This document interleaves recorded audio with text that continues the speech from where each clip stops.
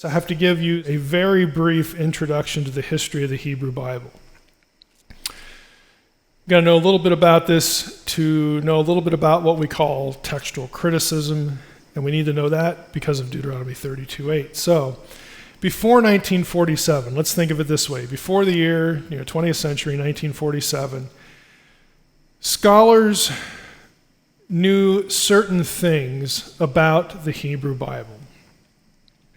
The oldest complete manuscript of the Hebrew Bible in existence in 1947 was dated to 1008 AD. And that is a certain date because the scribe was kind enough to actually put that information on there at the end. It was known as Leningradensis. The manuscript is in Leningrad. It's also known as B19 in Textual Critic talk. It was, and in many respects still is, the sort of primary text for the traditional Hebrew text of the Hebrew Bible.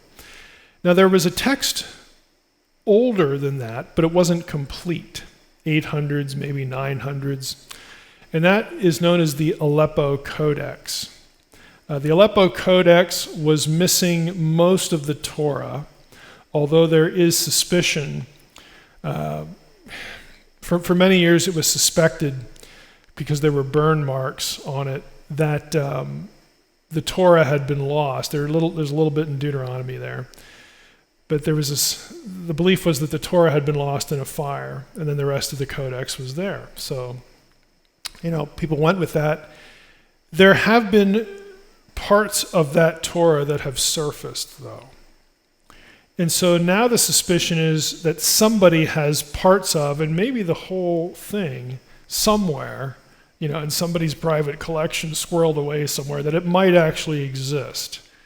Be that as it may, again, we don't need to worry about that for our purposes, but just know that there is an older text of the Hebrew Bible than Leningradensis, okay, by a couple hundred years, at most a couple hundred years. Now, those were the major texts that scholars knew about. There was also evidence for 3 text traditions. So what I'm talking about here with Leningradensis and the Aleppo Codex,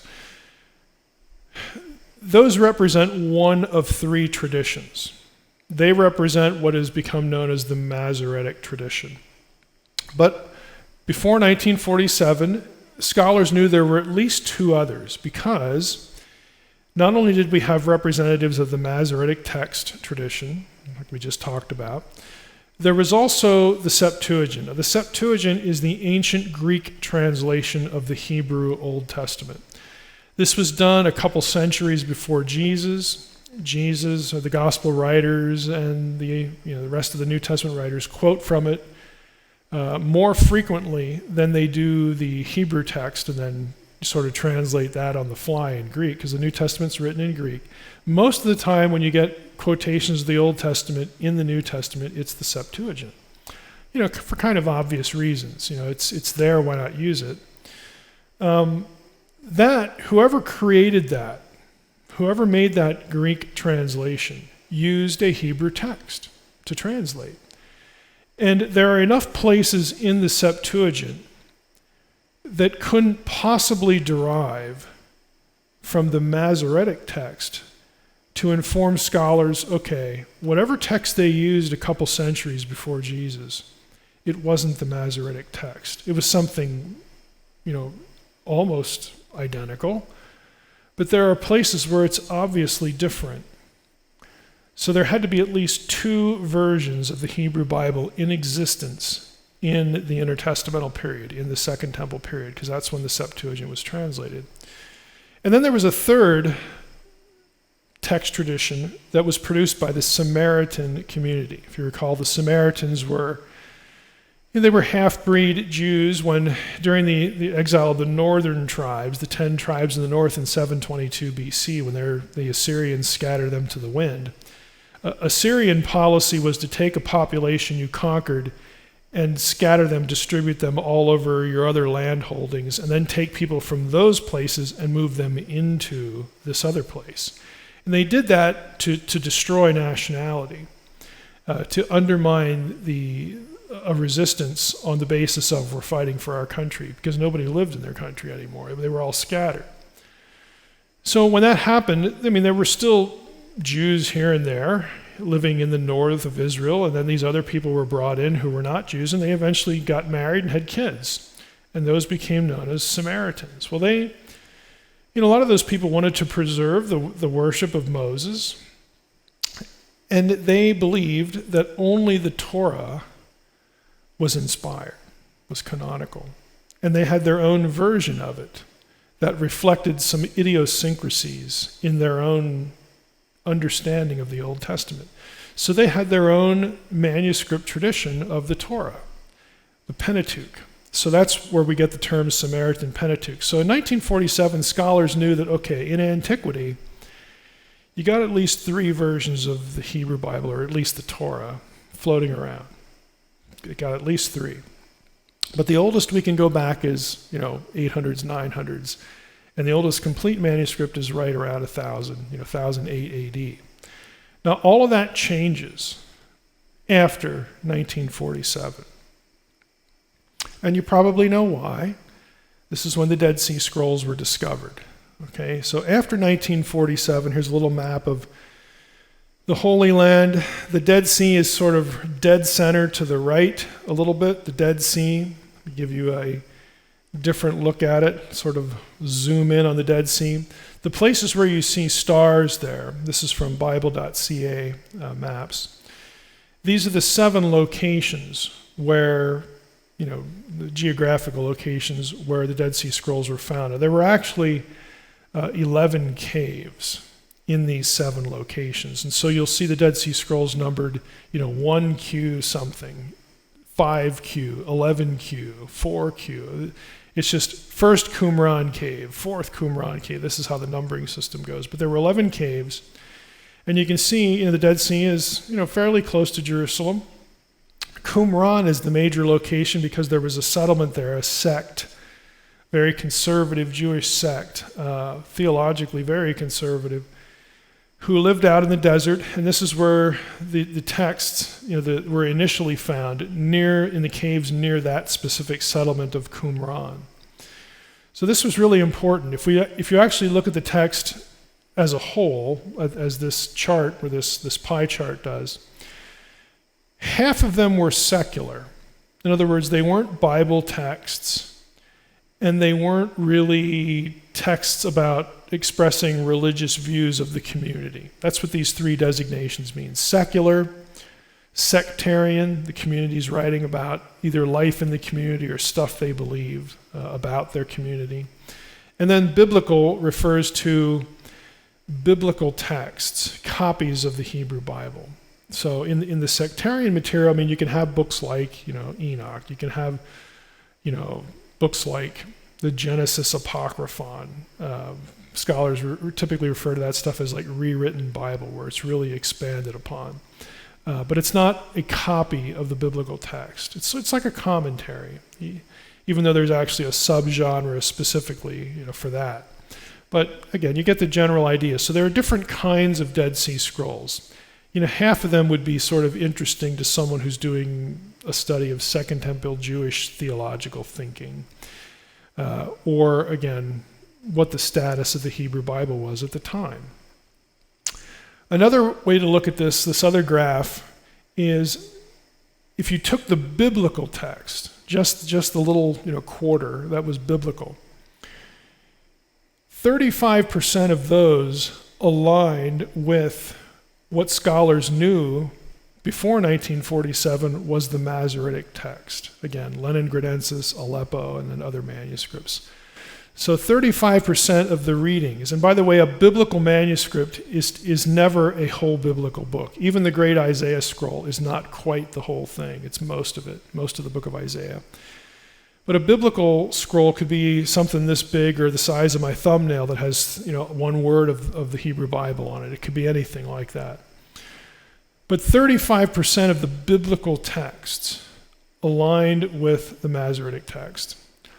Less than 5% aligned with the Samaritan Pentateuch. And you would tell because of some of their unique readings, their idiosyncratic readings. And roughly 5% was the Septuagint, aligned with whatever text the Septuagint translators were using. Again, the way you would tell that is, well, let's look at the places where the Septuagint really appears to disagree with the Masoretic text, and then go see what the Dead Sea Scrolls say in that passage. And if we can see how the Septuagint would have come from what we see in Qumran, well, then that aligns with the Septuagint real nicely as opposed to the Masoretic text, which we can't figure out how in the world the Septuagint translator got this if he was looking at the Masoretic text. So that's how scholars work when they do these comparisons. So by way of summary, the three medieval text traditions, again, the oldest was 1008 AD. The three text traditions that were known for manuscript data that dated into, back to the Middle Ages. The Masoretic Text, Septuagint, Samaritan Pentateuch are all very ancient, and they're all as old as 300 to 200 BC. Well, why do we say that? Because they were all found, they're all represented in the Dead Sea Scroll material, and that's about as far back as you can date the Dead Sea Scroll material. So all three text traditions, are in the intertestamental period, 300, 200 BC, as far as the existing manuscript data we have for the Hebrew Bible. There were also, if you go back to the slide here, there were also non-aligned texts, biblical texts. So biblical texts that didn't appear to agree with any of the other three. So there could have been more editions of the Hebrew Bible. Now recent scholarship, and again, this is really getting into the weeds, so I'm not going to bother, but recent scholarship in the last year or two, an important article came out disputing the unaffiliated category and arguing for a way to align those texts with one of the other traditions, typically the Masoretic. But be that as it may, there's at least three, maybe more, versions of the Hebrew Bible back into, the intertestamental, the Second Temple period. The Qumran scribes preserved all of them. Now that's important, because what it tells us is they didn't look at the different editions or versions of the Hebrew Bible and say, oh, there's only one that comes from God. There's only one that bears the mark of inspiration. No, they didn't do that. And neither would you. If you walked into a Christian bookstore and there's 50 translations of the Bible there, if you were in charge of the world, would you really go in there and say, well, I'm burning everything but the NIV? That's the only true translation. No, come on. And neither did the people at Qumran. They preserved all of them. Therefore, we can't say one tradition was considered more sacred than any other tradition. Now that's an important thought, because when we get to Deuteronomy 32 in a moment, the Dead Sea Scroll reading of Deuteronomy 32:8 is not what the Masoretic text has. Now you already know this if you read my article for this week that I published in BibSac, which is Dallas Theological Seminary's journal back in 2001. Again, if this is new information to you, Dallas Theological Seminary is not a liberal institution. Okay? It's a very conservative evangelical institution. This is their journal. I published this article back in 2001 about Deuteronomy 32:8. And in the article, again, I make the comment and make the case, and again, I'm far from being alone here, so it's not a hard case to make, that we should not view the Masoretic text as sacrosanct, as blessed by God more than the other ones. Ancient Judaism did not see things that way, and neither should we. Now, what we know as the Masoretic text today, and what gets ultimately produced in that Leningradensis one in 1000 AD, even that doesn't always agree with Masoretic texts from the Dead Sea Scrolls and Masoretic texts from elsewhere in the Middle Ages. There is no such thing as a single Masoretic Text. Okay, there just isn't. It is a myth. There is not an unbroken sequence from the days of the Old Testament to now where the Hebrew Bible never changed. No tradition is identical and uniform in all of its manuscripts that could get put in that bucket, that tradition bucket. Masoretic Text, whatever underlies the Septuagint and then the Samaritan Pentateuch, there is no such thing. And we know that for sure because people have collected all that stuff and compared them, all the manuscripts.